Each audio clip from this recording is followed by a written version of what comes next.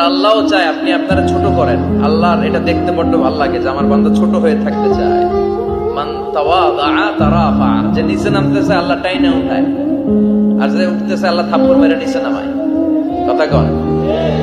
মুসা আলাইহিস সালাম, সহিহ বুখারীর বর্ণনা, বনি ইসরাইলের লোকদের মাঝে ওয়াজ করতেছিলেন, এরকম নসিহত করছিলেন।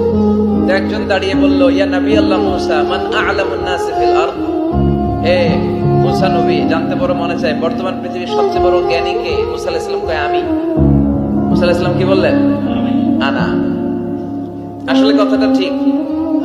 আল্লাহ যখন যে নবীকে পৃথিবীতে পাঠায় তখন তাকে সবচেয়ে বেশি জ্ঞান দিয়ে পাঠায়, সেই হিসেবে ঠিকই উনি সবচেয়ে জ্ঞানী। কিন্তু উনি এইভাবে নিজেকে সবচেয়ে বড় জ্ঞানী বলে দিবে, এটা আল্লাহর পছন্দ হয় না। আল্লাহ চেয়েছিলেন মুসা আলাইহিস সালাম যেন বলে আল্লাহু আ'লাম, আল্লাহই জ্ঞানী। সুবহানাল্লাহ কইবেন না? কিন্তু তা না করে উনি কি করলেন? যখন বললো সবচেয়ে বড় জ্ঞানী কে, উনি হুট করে কি বলে ফেললেন? আনা, আমি। আল্লাহ এটা পছন্দ করেনি। আল্লাহ ডেকে বললেন, মুসা, ইউ আর অ্যাবসলিউটলি রং, তুমি ভুল করেছো, তুমি সবচেয়ে জ্ঞানী নও, তোমার চেয়ে বড় জ্ঞানী আছে।